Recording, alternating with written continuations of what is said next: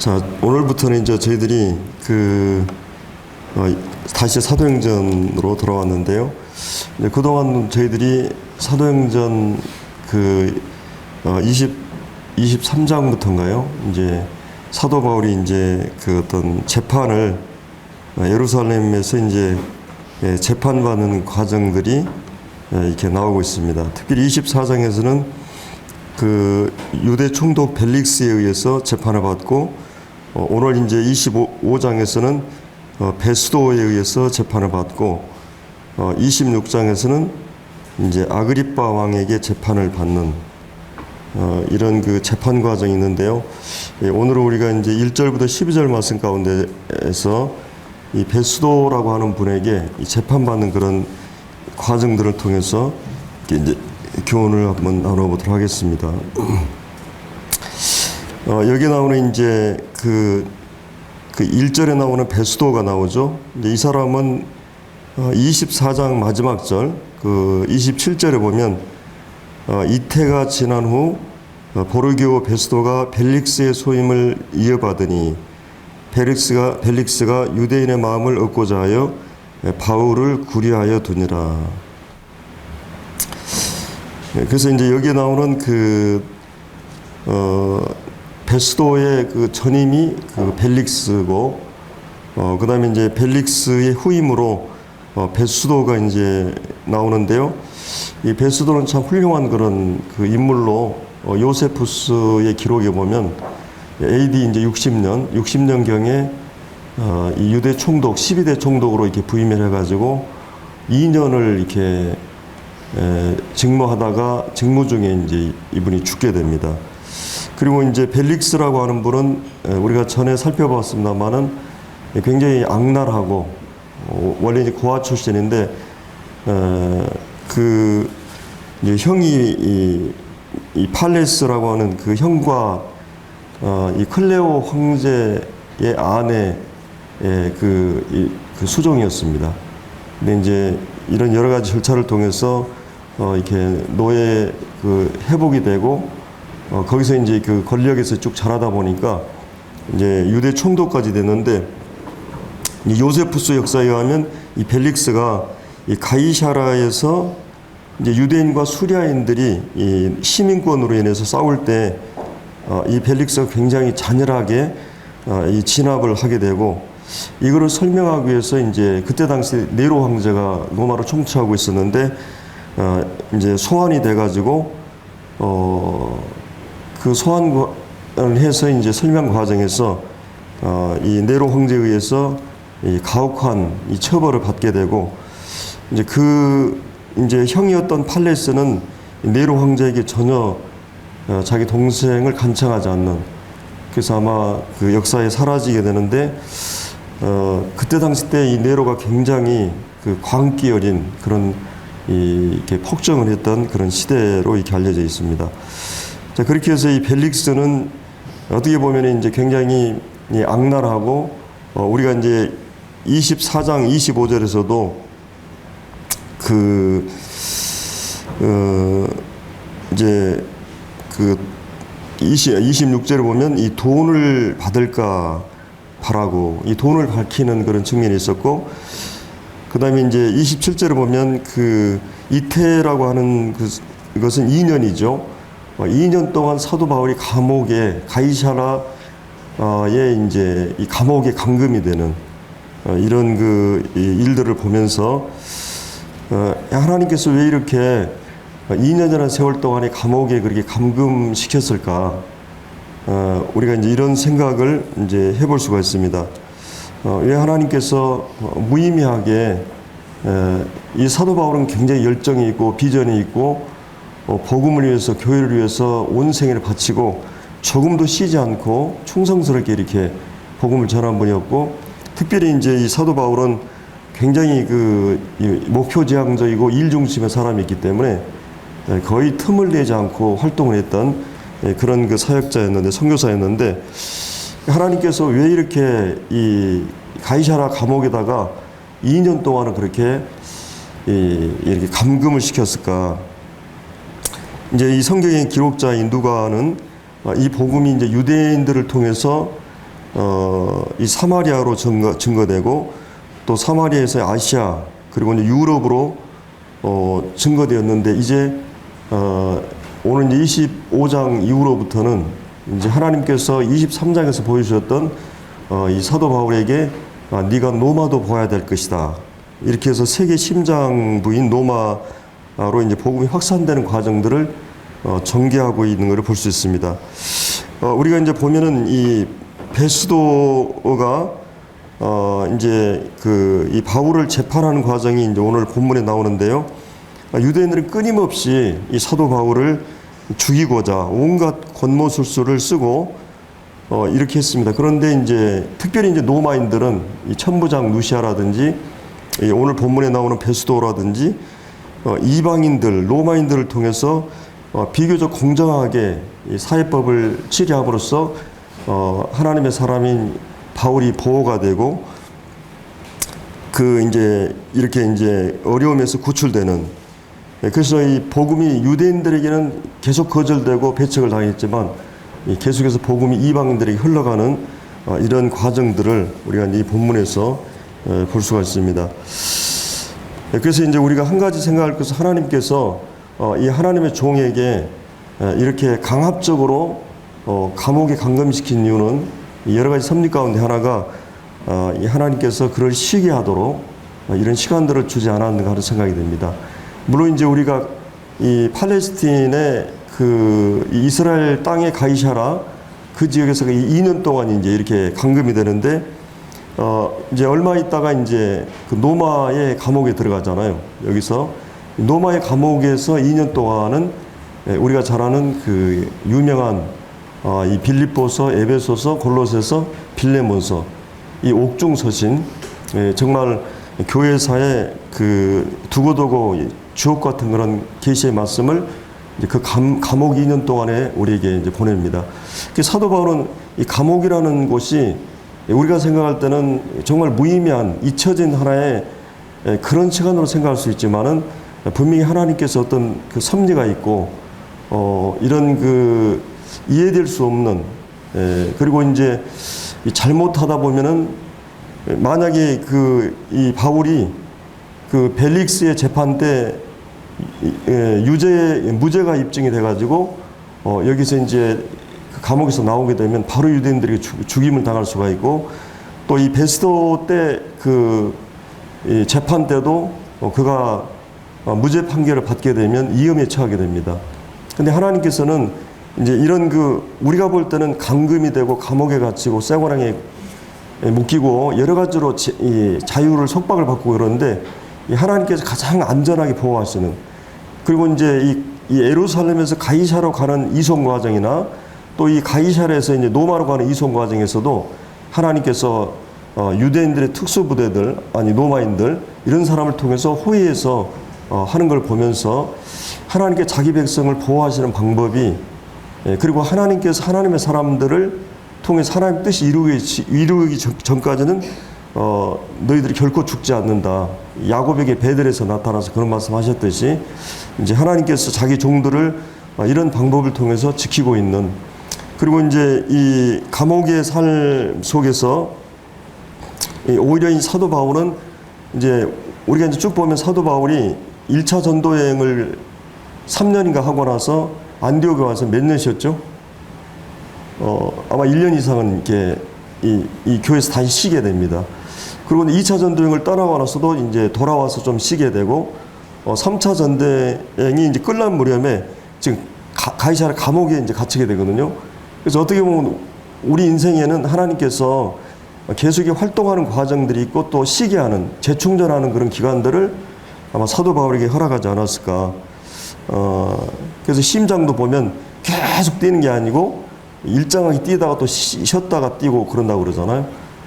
그래서 이렇게 그 쉼의 원리, 이 안식의 원리가 이게 영적으로 재충전하는, 그리고 그동안에 사도 바울 1차, 2차, 3차 전도여행을 통해서 그토록 전했던 복음, 그리고 이 영광스러운 교회에 대한 비밀들을 그가 이런 시간 동안에 더 하나님께 묵상하면서 계시를 정립하고 그런 하나님과 교제하는 그런 시간들로 활용하지 않았을까. 이 사도 바울이 범사에 감사라고 가르쳤고, 그가 그 옥중에서도 항상 하나님을 향한 기쁨을 기쁨으로 살았기 때문에, 그래서 이제 감옥을 하나님께서 허락하신 이런 것이 오히려 사도 바울을 영적으로 더 무르익고 더 연글고 더 성숙할 수 있는 그런 기회로 하나님께 삼으신 것으로 이렇게 보게 됩니다. 그러니까 이제 삶은 우리가 이제 보면 우리 삶은 만만치 않고 이렇게 호락호락하지 않는 걸 우리가 볼 수 있죠. 끊임없이 문제가 계속되고 연속됩니다. 여러분 지나온 삶을 돌아보면 문제 없는 때가 별로 없었을 거예요. 교회도 그렇고 가정도 그렇고 직장생활. 그래서 이제 우리 모든 사람은 미숙아로 출생해서 누군가가 이게 부모가 돌아봐 주지 않으면 이렇게 성장할 수 없듯이 영적으로도 이 노년이 되어도 외로움이나 이 건강, 물질 이런 문제로 어려움을 겪게 되는데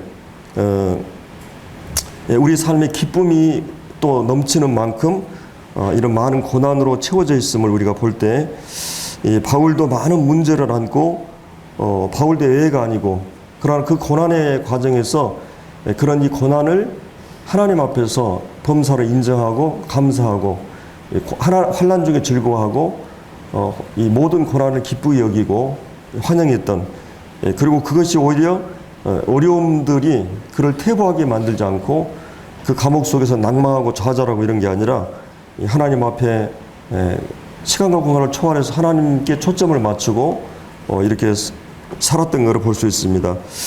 하여튼 이 선교 여행 동안에 어마어마한 핍박과 반대, 죽음의 위협을 당하면서도 또 하루도 편할 날이 없었던 이 사도 바울, 하나님께서 이런 작은 시간과 공간을 허락하셔가지고 쉼의 시간을 주고 또 오히려 영적으로 재충전할 수 있는 이런 시간들을 하나님께 허락하시는 것을 이렇게 보게 됩니다.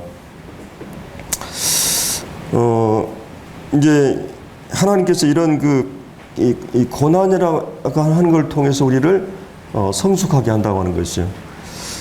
이제 우리가 여기 이제 베스도라는 인물이 12대 총독으로 부임을 했는데요. 거기에 보면은 이제 이 베스도는 굉장히 유능한 사람이었고 도덕적으로 굉장히 벨릭스에 비해서는 아주 훌륭한 행정적이나 판단력, 지도력이 뛰어난 사람으로 평가가 되고 있습니다. 이제 이 베스도가 이제 부임한 지 3일 만에 그러면 이제 이 노마라고 하는 유럽에서 지금 팔레스틴 이스라엘 땅까지 배로 와도 대략 2,240km 정도 되니까 이 범선으로 이렇게 이 고대 세계에서 오게 되면 10일이 걸린다고 그래요. 10일.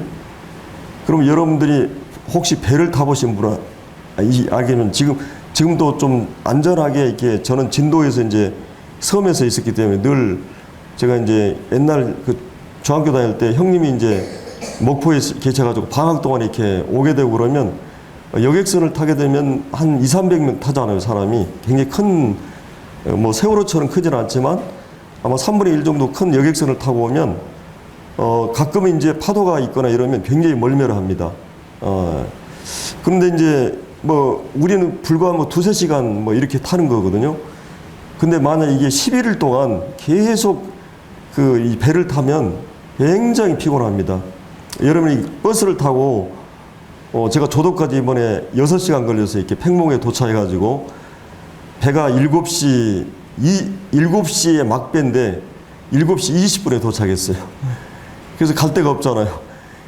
팽목항, 여러분 세월호의 그 팽목항을 아마 봤을 겁니다. 그래서 저희 아이들이 텐트를 가져가자 그래 가져가가지고 그 바닷가에다가 텐트를 이렇게 쳐놓고 하룻밤을 잤는데 저희 자매하고 저는 제대로 못 잤어요. 이게 굉장히 불안하니까. 근데 아이들은 잘 자더라고요. 그리고 아이들은 아빠 저 하늘을 보라고 별이 총명하고 맑고 파도 소리가 옆에서 찰랑찰랑 차삭차삭 파도 소리가 나고 이렇게 희한한 바람이 부니까 아주 낭만적으로 애들은 막 얘기하는데 이게 혹시 강도가 들어오지 않을까? 예, 또 차가 그냥 오다가 우리 텐트를 밀을까 이제 걱정이 돼가지고 이게 잠시 눈을 붙이긴 했습니다만은 그 다음 이제 아침에 일어나 가지고 이 첫 배로 6시 몇 분 배로 이제 조도에 가서 하루 그 다음 날 즐거운 시간들을 가졌었는데요. 여튼 그 2240km를 이제 이게 이 범선을 타고 이 지중해를 항해해 가지고 이 가이샤르에 도착한 정말 이 몸이 굉장히 녹초가 된 상태에서 베스도는 부임한 지 이제 3일 만에 가이샤라에서 이 이스라엘 수도였던 예루살렘으로 이제 올라오게 됩니다. 그 올라온 목적이 뭐겠어요? 이제 이스라엘 민족의 어떤 그런 그 유대 사회로 움직이는 핵심 인물들, 이 사내들인 공회하고 또 사내들인 공회 의장이었던 이때 당시 때는 그 전에 아나니아였는데 여러분이 구약에 보면은 대제사장은 한 명이잖아요. 단수로 나오는데 신약에 보면은 대제사장들이라고 나와요. 왜냐면 이제 로마가 통치를 하고 있었기 때문에 그 통치자들에 의해서 이 왕에 의해서 이제 그 지금 여기 나오는 아그리빠라든지 이런 왕에 의해서 자기 편에 의해서 제사장들을 세웁니다. 그래서 전임과 후임들이 동시에 있기 때문에 이제 복수로 나오는 거 볼 수 있는데 여기서 이제 그때 당시 때는 이 대제사장이 이 이스마엘이라는 이 아그리빠에 임명된 이스마엘이라는 분이었습니다. 이제 이런 유력자와 이 상견례를 하고 이런 유지들을 방문해서 이제 인사하기 위해서 예루살렘에 올라오게 된 거죠. 그래서 이제 2절에 대제사장과 유대인 중 높은 사람들이 이제 이제 이렇게 이제 부임하자마자 이제 기다렸다는 이제 이런 기회를 포착해서 여러분들이 이제 가끔 투표하거나 친임 정치인들을 보면 막 도로도 닦아주고 막 이렇게 하잖아요. 여기 요구를 막 많이 들어주는데 그런 이 교권주의자들의 요구를 이제 받게 됩니다. 바울에 대한 문제였죠. 이 2절에 보면 바울을 이제 고소할세 베스도의 호의로 바울을 예루살렘에 옮기기를 청하니 이는 길에 메고 있다가 그를 죽이고자 함이라. 이제 목적은 뭐예요?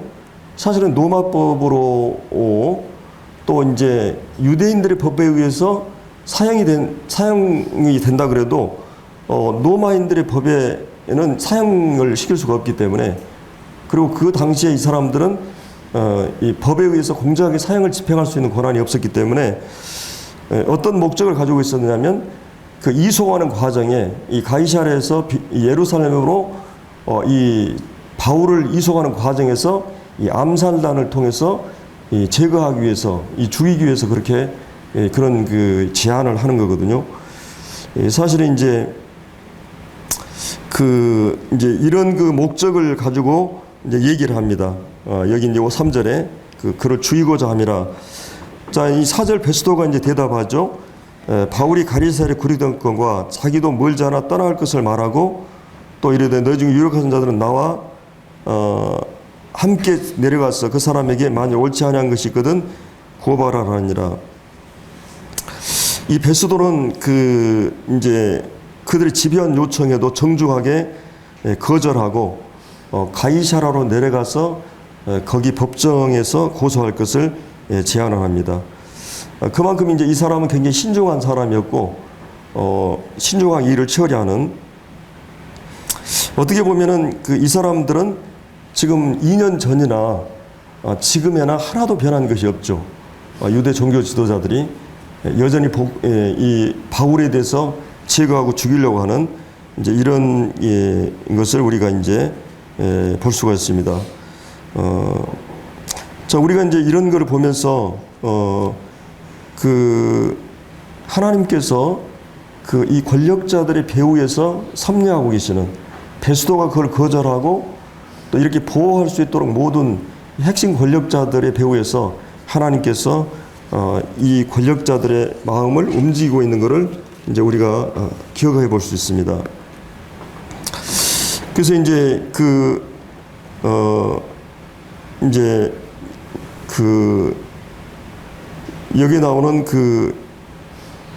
이제 종교 지도자들이 이제 이런 거를 보면서 어떻게 보면 유대의 종교나 이 정치의 중심 인물들인데 왜 이들이 이렇게 하나님 앞에서 이 사도 바울을 죽이고자 했을까? 또 예수님을 죽이고자 했었죠. 그것이 이제 그 원인을 추적해 보면 결국은 이제 그들이 이제 그 대제사장들이나 제사장들이 제사를 일주일에 몇 번 드리겠어요? 생각해 봤어요? 적어도 일주일에 아마 한 번 내지 두 번은 이 피해 제사를 백성들의 제사를 집행을 했고 했던 제사장들입니다. 그러면 이제 오늘날로 얘기하면 이제 구약의 제사하고 신약의 제사는 좀 성격이 다르지만 그 본질은 같잖아요. 그런 의미에서 우리가 이제 일주일에 한 번 내지 두 번 하나님 앞에 예배드린다고 했을 때 왜 이 종교 지도자들이 그렇게 영적으로 이렇게 이 사람을 아까 우리 그 오영재님이 참 사람이 귀하다 그 말이 참 마음에 와닿는데 우리가 사람을 귀하게 여기는 마음은 곧 하나님 마음이죠. 하나님께서 이렇게 뭐 이 고아나 과부나 이렇게 뿐만 아니라 이 가난한 사람들에 대해서 이 사람을 귀히 여기는 그것이 아주 중요한 그런 이 정신인데 이들은 이렇게 계속해서 하나님 앞에 제사를 드리면서 이제 제사 드릴 때 어떻게 제사를 드립니까? 한 마리 양을 가져와서 제사 드리는 그 사람이 직접 양의 목을 이렇게 베게 됩니다. 그럼 피가 그냥 튀겠죠. 비린내 나가고 막 그런 그 생생한 피가 흘리게 되고 그 다음에 양의 각을 뜨고 살을 다 제거하고 내장을 분류로 하고 그리고 이제 이 번제는 이거를 다 태워가지고 하나님께 드리는 그리고 이제 그 제사장이 그 사람의 그 사람을 안수를 하잖아요. 양에게. 그래서 이 모든 죄가 자기 죄가 이 양에게 전가가 되는 것이에요. 그러면 이 제사라고 하는 것은 자기가 지금 양같이 죽어야 되는 입장이잖아요. 내가 목이 잘리고 각을 뜨고 내장이나 모든 것을 번제단 위에 놓고 불에 태워서 하나님께 다 내 자신을 철저하게 하나님 앞에 이 죄의 삭슨 사망으로 이렇게 이제 태워야 되는 이 흠없는 그리고 이 잘 준비된 그런 그 제사를 드려야만이 됩니다. 그리고 이 양은 흠이 없고 점이 없고 전혀 죄가 없는 그런데 나를 대신해서 이 양이 대신 죽어주는 것이에요. 자, 이런 제사는 하나님 앞에서 철저하게 자기를 의탁하지 않고 자기를 부정하고 이런 것들이 이제 반복되는 걸 통해서 내가 이 그리스도의 은혜로 하나님의 은혜로 내가 이렇게 건재하고 살 수가 있구나. 자, 이런 제사를 한 번도 아니고 2년 동안 이태 동안 그렇게 계속 제사장들이 제사를 드리고 그랬는데도 그들에게 변한 것은 하나도 없었다고 하는 거죠. 우리의 예배는 어떨까요? 우리가 주님 앞에 예배 드릴 때 동일한 십자가에서 나 때문에 피를 흘리고 찢어지고 상하고 수모와 모든 모욕을 당한 주님을 바라보면서 하나님께서 아들을 통해서 어떠한 사랑을 우리에게 보여주셨는가를 계속 그렇게 주님의 은혜를 바라보면서 우리는 나 때문에 저렇게 죽어가는 주님을 바라보면서 이런 예배를 계속 드리고 있으면서 내 삶은 하나님에 대해서 어떤 태도로 살아가고 있는가.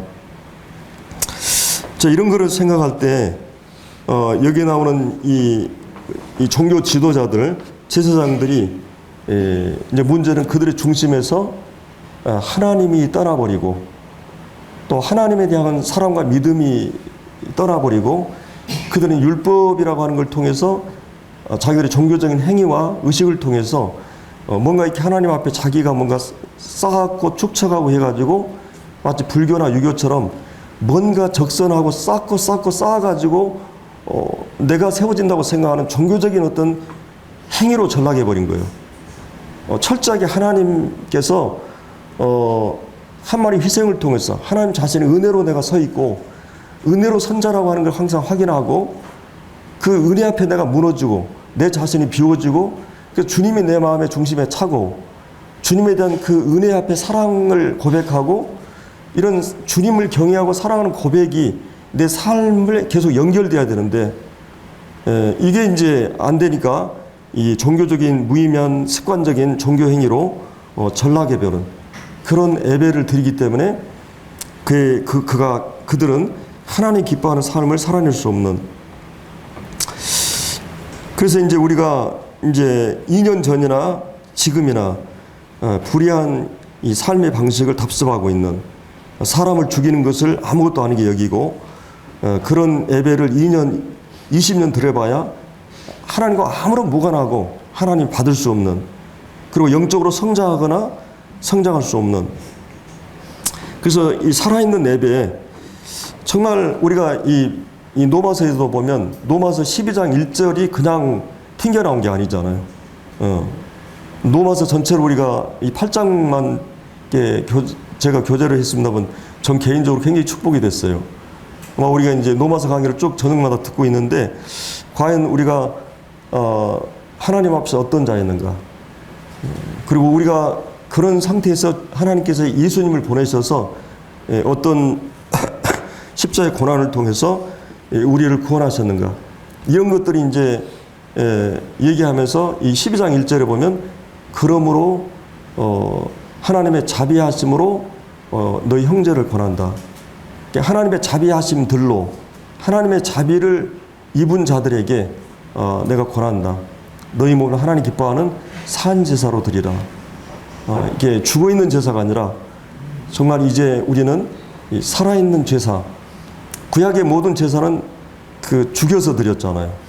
근데 우리는 이제 그리스도와 함께 죽을 뿐만 아니라 이제 살아있는 자들로서 부활 생명하는 하나님 앞에 나아갈 수 있는 이런 그 산 제사, 살아있는 삶으로 드리는 제사, 이게 가능한 자들이 이 하나님의 은혜를 입은 자들이에요. 그렇기 때문에 우리는 이제 이 내이규에 나오는 이런 이 제사 예배 책이 이 내이기인데 신학에도 동일하게 그리스도 안에서 이게 구현되는 것을 우리가 이제 볼 수가 있습니다.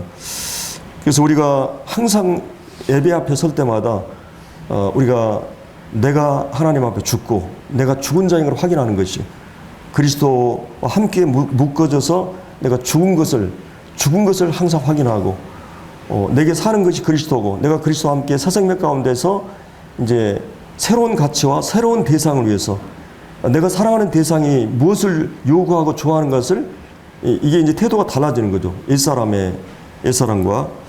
그래서 이런 이 예배를 하나님께서 기대하는 예배가 아닌가, 이제 이런 생각을 하게 됩니다. 그래서 우리가 정말 우리는 예배를 그냥 하나님께 드리는 것도 예배지만 하나님께 말씀을 듣는 것도 예배의 한 측면이 될 수 있어요. 우리 이제 이 설교라고 하지만 어떻게 보면 하나님의 음성을 청종하는 것이 더 중요할 수 있어요. 왜 그렇습니까?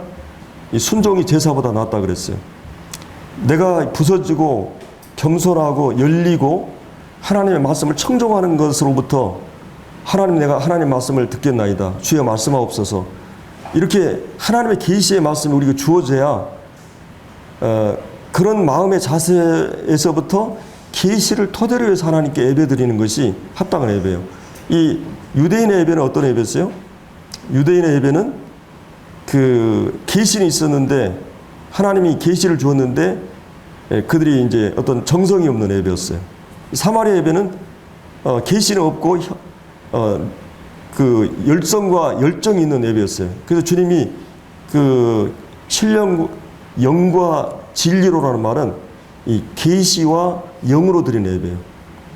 하나님의 말씀에 계시가 빠져본 예배, 백성이 계시가 없으면 백성이 방자행한다 그랬어요. 하나님의 말씀이 먼저 우리에게 부딪혀 와야 돼요. 그리고 나서 그 계시의 근거로 해서 하나님 앞에 영으로 성령 안에서 예배드리는 거죠. 그래서 항상 우리가 제사의 특징이라고 하는 것은, 모든 이방 제사의 특징은 의식만 있어요. 내 정성과 내 노력과 선행과 지극한 어떤 이런 걸로만 이루어져 있습니다. 그러나 기독교의 예배는 계시를 근거로 한 예배예요.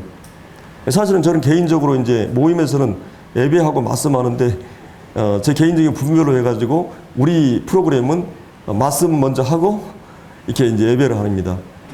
내가 삶을 통해서 예배를 준비해야 되지만 또 그것이 잘 안 되기도 하고 또 예배 시간에 와서 먼저 하나님 앞에 묵상하고 예배를 준비해요. 우리 이호주교는 그게 안 되는데 제가 평택 가니까 5분 10분 동안 예배 시간에 성도들이 다 말씀 앞에 보고 기다려요. 예배를 위한 준비를 하고 마음이 예배에 대해서 이렇게 묵상하고 준비되지 않으면 합당하게 찬양과 예배를 드릴 수가 없잖아요. 그래서 이제 우리는 말씀을 먼저 하고 그 말씀을 들으면서 마음에 하나님 말씀을 들으면서 마음의 준비를 하고 그리고 하나님 앞에 이 하나님 앞에 합당한 그래서 하나님의 음성을 들을 때는 어떤 태도로 보여야 되겠어요? 하나님이 말씀하신다고 했을 때 우리는 주의를 기울이고 집중하고 핸드폰 만지면 안 됩니다. 여러분 하나님 제가 어떤 자매하고 이렇게 교제하는데 갑자기 핸드폰에 와가지고 이렇게 했는데 그게 아주 굉장히 마음이 상했나 보더라고요. 이게 대화할 때는 시계를 본다든지 뭐 딴청을 핀다든지 딴짓을 한다든지 이 하나님의 음성을 듣는 시간은 집중해야 되는 거예요. 그리고 하나님께 예배 드릴 때도 마찬가지죠. 우리는 이 2시간 하나님 말씀을 듣고 예배하는 하나님께 찬양과 감사로 응답하는 이 모든 시간이 하나의 예배로 볼 수 있어요. 그렇기 때문에 이런 시간들을 잘 예배가 살면 삶이 산다고 그랬어요. 예배가 살면 선교가 산다고 그랬어요. 내가 이 예배가 잘 하나님 앞에 받는 예배, 드리는 예배를 통해서 이 예배가 살아나게 되면 여러분들이 증인의 삶을 하나님 앞에서 삶을 이 불신자들 가운데서 살아낼 수 있다고 하는 거죠. 자, 그런 의미에서 이제 이런 그 사도 바울은 비록 그가 시간과 공간에 상관없이 그의 중심이 내가 그리스도와 함께 죽고 내게 사는 것이 그리스도라고 하는 그리고 그의 모든 초점이 바로 이 하늘에 맞춰져 있고 그리스도에게 맞춰져 있고 그가 사랑하는 대상 믿음의 대상에게 맞춰져 있기 때문에 그런 비록 그런 교회와 함께 할 수 없는 시간에도 그런 항상 예배하는 삶을 살고 있었던 그래서 그가 감옥이라고 하는 불편한 환경이지만 그런 하나님으로 만족하고 하나님 말씀은 결코 매이지 않는다고 하는 말을 합니다. 그래서 감옥에서 그 하는 두 가지 사역이 뭐였어요? 하나는 에베소서나 빌립보서나 골로새에 보면 교회를 위해서 그가 기도하는 내용이 나와요. 기록이 다 나옵니다. 기도의 사역은 우리가 어떤 환경에서도 할 수 있는 거예요. 그리고 그가 편지를 통해서 뭐예요? 하나님 말씀을 가르치는 이런 이 두 사역을 계속해 왔던 것을 우리가 볼 수가 있습니다. 그래서 이 사도 바울이 2년 동안 이 감옥에 갇혀 있으면서 이 무의미하게 지나가는 그런 그 시간의 지연들 그러나 그가 이런 그 불편한 환경, 감옥 또 이런 이런 것이 오히려 그를 영적으로 더욱 성숙하게 만드는 시간이 되었고 은혜를 체험하는 그러니까 이제 우리가 뭐 제자 훈련하고 성경 공부하고 막 하지만 여러분들이 딱 어떤 사건이나 문제들을 부딪히면서 그 말씀이 실제적으로 내 삶에서 적용이 되고 내 것이 되는 거예요. 내가 그냥 지식만 무성하고 말만 무성한 게 아니라 어떤 사건들을 부딪히면서 이 말씀이 진짜 은혜를 체험하게 되는 그 말씀이 새롭게 내게 부딪혀오는 이 말씀이 환란이 우리를 인내의 연단을 그리고 연단이 우리가 소망을 촉진하고 그리고 하나님의 사랑이 우리 마음에 분바되어서 하나님의 삶을 실제적으로 체험하게 되는 이런 것들을 우리가 볼 수가 있습니다.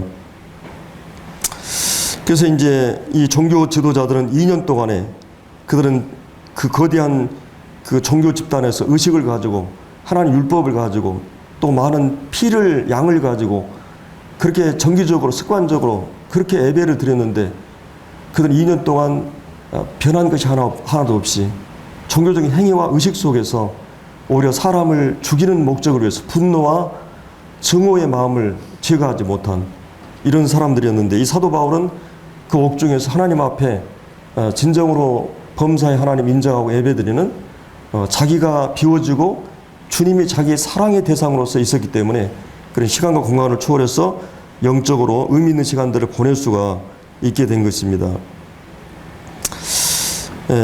그래서 이제 어떻게 보면 우리가 지금 우리 형제 중에서도 한 형제가 이제 지금 감옥에 있지만은 그 어떻게 보면 사도 바울에게는 이제 이런 것들이 우리의 어떤 기대를 충족하지 않으면 실망할 수 있는데 그런 이 모든 것 가운데 우리가 로마서 봤지만 그러나 이 내가 알고니와 하나님 사랑하는 그 뜻대로 부르시는 자에게는 모든 것이 합력하여 선을 이긴다.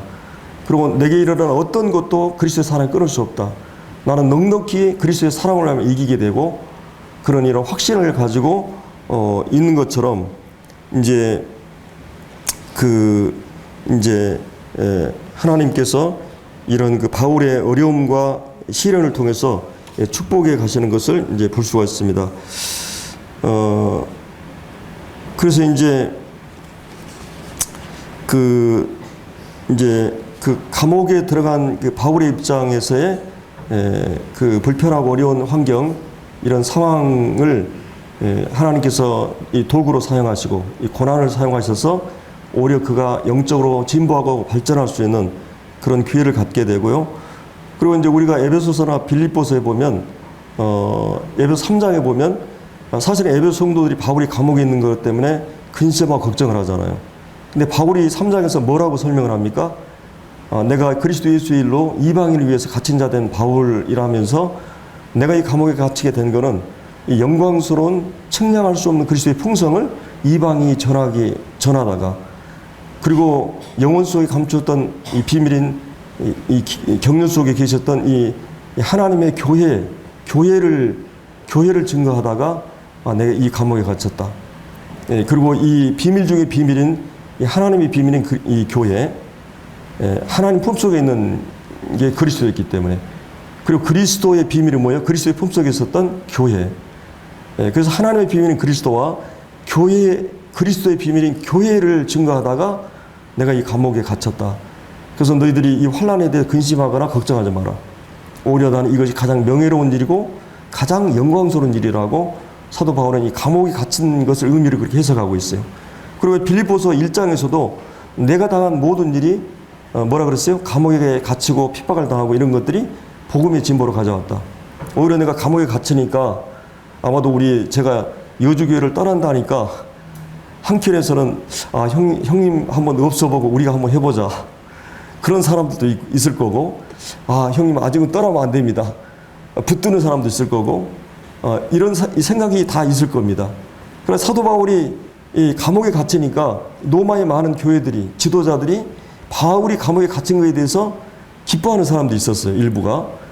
또 일부는 근심하는 사람도 있었어요. 그래서 사도 바울이 뭐라 그럽니까? 그 경쟁이나 시기심이나 경쟁심으로 복음이 증거되든지 아니면 선한 뜻으로 복음이 증거되든지 나는 복음 전하는 것으로 인해서 즐거워한다.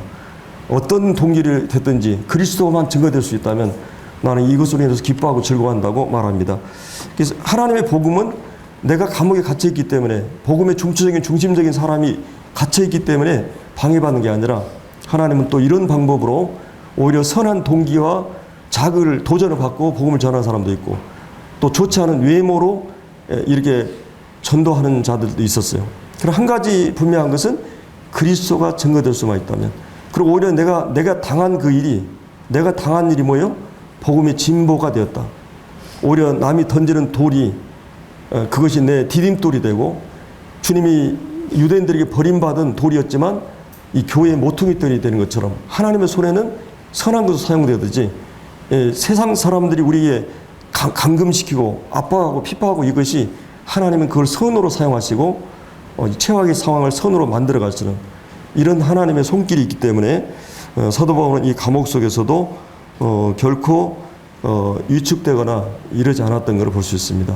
그리고 하나님의 때, 하나님의 시간에 하나님의 뜻이 사도 바울을 통해서 이렇게 잘 진행되고 잘 호의 가운데 로마에까지 입성하게 되고, 로마에서 이제 감옥에서 1차 톡, 2차 톡, 3차 톡 이런 과정을 통해서 그가 마지막 순교하기까지 이렇게 이제 주님 앞에서 아름답게 쓰임 받는 이제 이런 이 모습들을 우리가 볼 수 있습니다. 그래서 여기 이제 이 6절부터 12절 말씀은 이제 베스도가 그들 가운데 8일 혹은 10일을 지낸 후에 이 예루살렘에서 한 10일 정도를 이제 오늘날로 이제 얘기하면 뭐 총리나 대통령이 되면 이제 이렇게 인사를 다니잖아요. 전에 대통령이었던 뭐 이렇게 뭐 그냥 잠깐 하루 들렸다가 이렇게 하는데 아마 고대 세계에서는 굉장히 이제 오래 이렇게 그 머물기도 하고 이랬던 것으로 이렇게 봅니다. 그리고 이제 6절에 보면은 이제 가이사라로 내려가서 이제 재판을 이제 열게 됩니다. 이튿날 이제 7절에 그가 나오매 이제 사도 바울이 이제 재판장에 나오니까 예루살렘에 내려온 유대인들이 둘러서서 여러 가지 중대한 사건으로 고발하여 능히 증거를 대지 못하더라. 이 죽일 명분이 없는 거죠. 물론 이제 어떤 의미에서 보면은 그 유대인들의 시각에서는 율법에 대한 해석, 성전에 대한 해석의 시각이 그 예수님도 그랬고 이 사도 바울도 그렇고 그들은 율법이 하나님이 택한 백성에게 주신 그 최고의 율법으로 생각했고, 그리고 이제 그들은 하나님이 할례를 주시고 율법을 주신 것은 하나님 백성이라는 표시였고 하나님 백성들에게 지킬 하나의 윤리라고 생각을 했는데 이게 이제 잘못돼 가지고 이 구원의 조건으로 제시가 돼요, 이런 것들이. 근데 이제 사도 바울은 그것은 아니다. 하나님의 은혜로 내가 구원받고 그래서 성령이 내 안에 들어올 때 인침 받잖아, 할례로. 그리고 내가 세례를 받는 것도 내가 실제 일어난 사건을, 내적으로 일어난 사건을 이 외적으로 의식을 통해서 신앙 고백하는 거죠. 그렇기 때문에 이제 이런데 이제 그 율법에 대한 해석도 구원의 조건으로 제시하고, 이제 성전 제사도 그들이 이제 잘못 해석했기 때문에 사도 바울이 서신서를 쓸 당시 때는 이제 이 성전 개념이 완전히 달라지잖아요. 이 몸이 성전이고, 근데 유대인들은 여전히 뭐예요? 예루살렘 성전에서 제사를 드리고 계속 이런 상태에 있었던 거죠. 그래서 이제 여기 8절의 고발 내용이 율법과 성전, 이 종교적으로는, 그 다음에 이제 사회적으로는, 정치적으로는 이 가이사에게 이제 그 가이사를 거절했다고 하는 그런 죄를 이제 그 고소를 하는데, 사도 바울은 나는 한 번도 그런 적이 없다고 얘기합니다. 그래서 베스도가 유대인의 마음을 얻고자 하여 바울더러 묻되 내가 예루살렘에 올라가서 이 사건에 대하여 내 앞에 신문을 받으려느냐. 자, 그러면 예루살렘에 올라가면 어떻게 해요? 사도 바울이 위험에 처하게 된 거죠. 이송 과정에서도 위험에 처할 수도 있고, 그 다음에 그 재판이 공정하지 않다는 걸 알고, 그들이 얼마나 악하고 공정하지 않다는 걸 알기 때문에 그런 이것을 이제 거절하게 됩니다. 이 바울이 이르되 내가 이 가이사의 재판 자리 앞에 섰으니 마땅히 거기서 신문을 받을 것이라. 당신도 잘 아시는 바와 같이 내가 유대인들에게 불의를 행한 일이 없나이다. 만일 내가 불의를 행하는 무슨 죽일 일이 있으면 죽기를 사양치 아니할 것이나, 만일 이 사람들이 나를 고발하는 것이 다 사실이 아니면 아무도 나를 그들에게 내줄 수 없나이다. 내가 가이사께 상소하노라.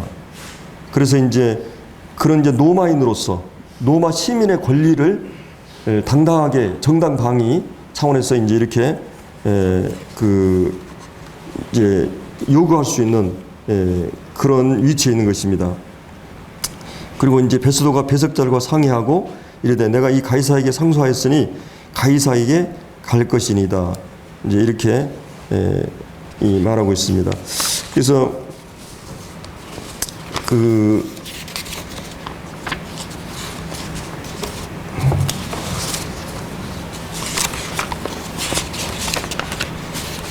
이제 그 바울이 이렇게 호소하는 그 내용이 제가 얘기했던 한 가지는 로마 시민권자로서 정당 방위, 그리고 두 번째는 총독 재판에 그러니까 정치적인 장난을 하지 않도록 하기 위해서, 그리고 이제 이 강한 선교적 소원, 그 사도 바울에게 로마로 가야 된다는 그 비전과 또 열정이 있었죠. 하나님께 그에게 보여주신 그 비전, 그런 끊임없이 이 로마 심장부로 가서 복음을 전하고 하는 그런 하나님께서 주셨던 이 계시가 있었고, 또 그런 비전이 있었기 때문에 그 비전이 우리를 열정을 가져오게 합니다. 그걸 위해 자기의 온 생애를, 그래서 이 비전만 있고 열정이 없어도 안 되고, 열정만 있고 비전이 없어도 안 됩니다. 하나님 계시가 있어야 되고 그 다음에 그 계시와 함께 열정이 함께 해야 되는데 이런 그 하나님 안에 거룩한 꿈 그리고 이런 에너지와 이런 그 불이 있어야 됩니다. 항상 이제 이런 두 가지 하나님께서 우리의 머리와 가슴을 주셨듯이 분명한 하나님께 주신 계시가 비전이 있어야 되고 그 비전이 있는 사람은 그 온 마음과 전전율을 통해서 생을 불살하게 되죠. 그래서 우리가 오늘은 그 사도 바울이 이렇게 이제 그 베스도에 의해서 베스도가 부임을 받고 이제 그 예루살렘으로 올라오는 과정, 그리고 그가 감옥에서 또 이렇게 2년 동안 있는 과정의 의미들, 이런 것도 함께 살펴봤습니다. 자, 우리 기도하고 마치죠. 아버지 하나님, 참 하나님께서 자기가 선택하고 부르신 종을 통해서 주님의 영광을 받으시고 또 주님의 선한 역사를 위해서 어떻게 섭리하시고 인도하신가를 또 우리가 보게 됩니다. 그리고 하나님을 가장 잘 믿는 것 같이 이렇게 하는 이 종교 집단들이 얼마나 하나님과 멀어져 있고 하나님 뜻과 전혀 다른 이런 권력화되고 그 권력을 통해서 악을 자행하는 이런 것들을 보면서 우리가 하나님 앞에 참 이런 그 의식적인 또 종교적인 사람들로 전락하지 않도록 저희들을 붙잡아 주시고 늘 계시된 말씀과 또 빛을 통해서 저희들이 영혼이 각성을 받고 또 하나님 주신 말씀의 계시를 통해서 영안이 밝아짐으로 주님을 더욱 뜨겁게 사랑하고 신뢰함으로 주님이 기뻐하는 삶을 살아나는 저희 교회가 되도록 계속 이끌어 주시옵소서. 주신 교훈들을 감사하고 귀하신 예수님의 이름으로 기도드리옵나이다. 아멘.